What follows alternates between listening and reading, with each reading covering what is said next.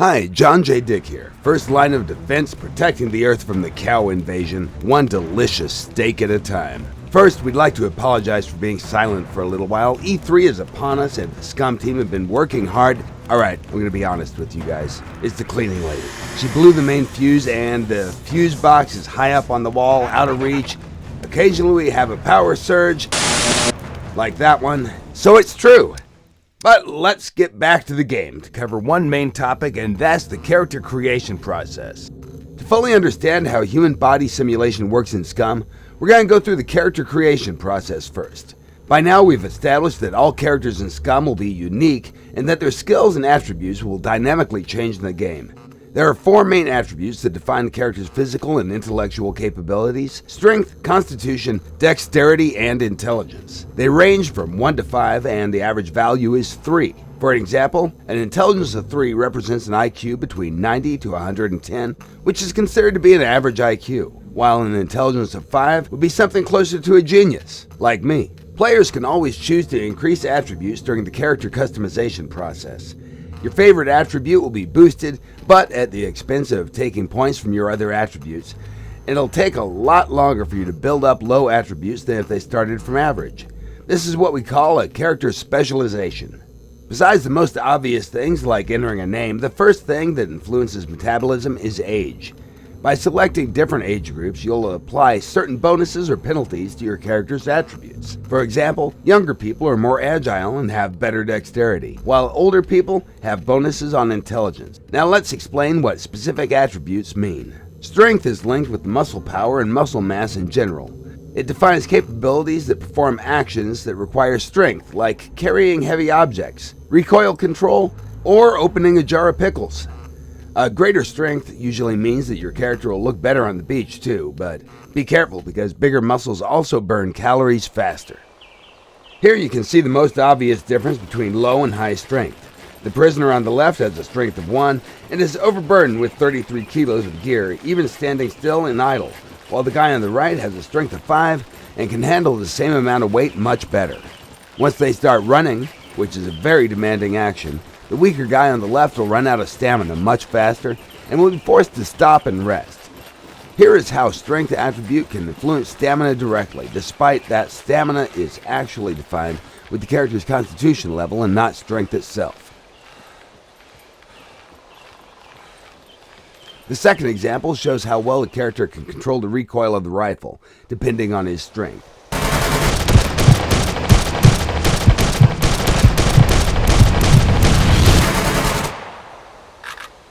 The higher the strength, the better the recoil control is.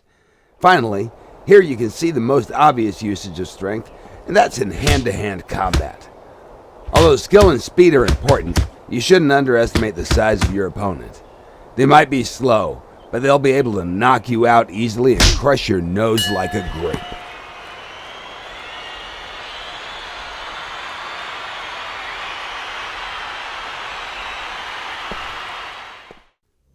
Constitution is linked with physical endurance and stamina. It defines how well a character's body has been built to sustain hardship, stress, pain, shock, and physical damage.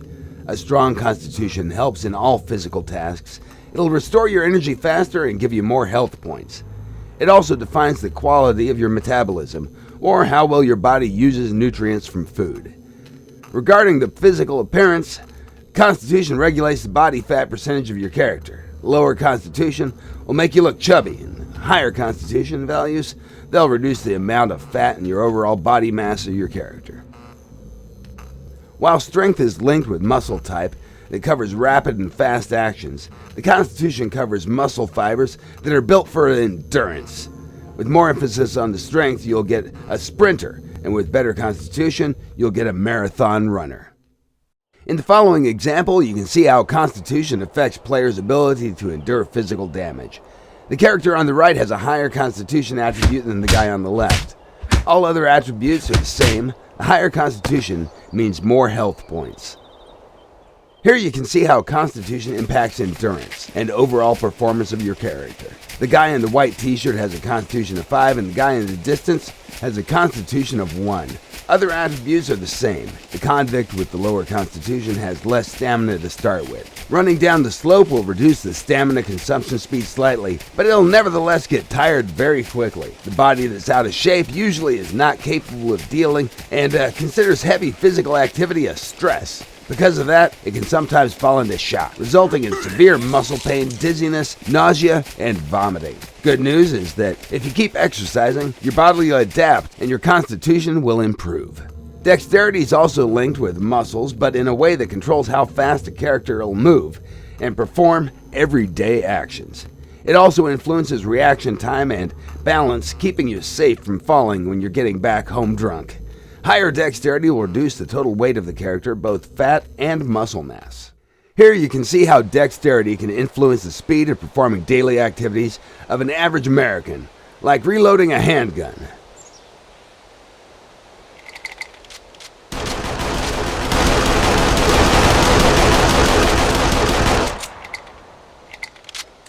Although the skill is like 80 to 90% of everything here, higher dexterity attribute can speed up your actions even more. Finally, intelligence is equally important attribute with the biggest pool of skills assigned. It's the capability of perception and successfully performing tasks. It helps characters to learn faster, and without it, headshots would lose their purpose. No brain, no pain. So when you've finished with attributes, it's time for skills. The skills are divided into sections, with each section representing one attribute branch. Within the strength branch, you can find skills that have strength as their main attribute, and strength will have the biggest influence on how they're performed. Other attributes will not influence them as much.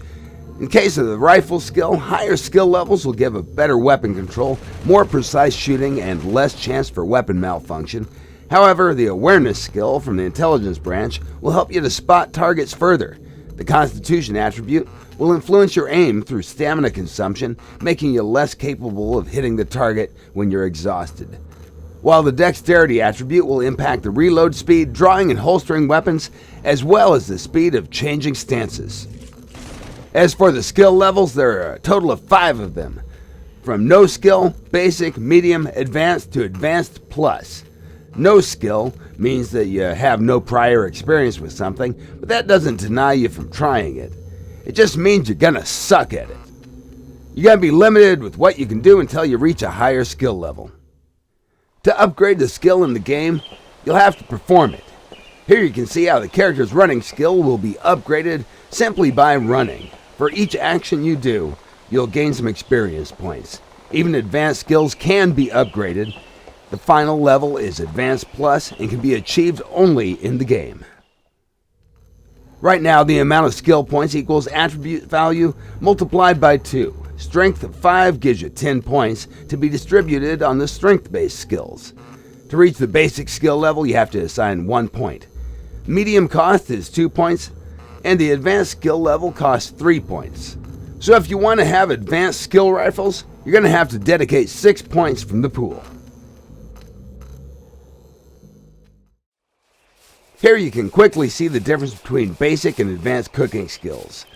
With the higher skill level, you gain speed on your food preparation. You'll also gain access to more difficult food recipes.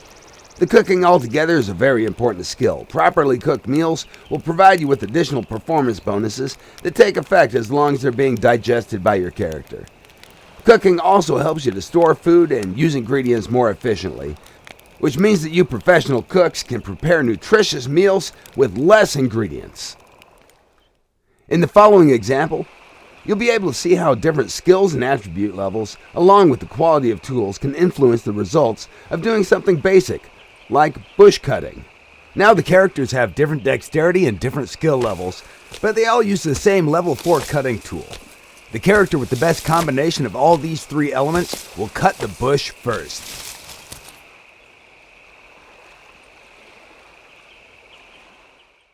Here, the characters have the same dexterity and survival levels, but they have different tools. The guy on the left is using the stone knife, which is a level 1 cutting tool, while the character on the right has an axe, a level 4 cutting tool.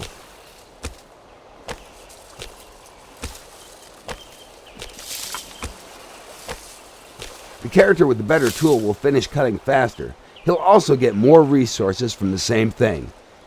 Using the lower level tool will usually destroy a certain amount of resources. Finally, for those who don't want to bother with all this nonsense, we've added a magical super button that will create the perfect character by running very complex background subroutines. You're literally only 2 clicks away from playing the best survival game ever. Just use randomize and you're good to go. That concludes this exciting episode of Shit You Need to Know About SCUM. Remember to follow us on Steam, Facebook, Twitter, and www.scumgame.com.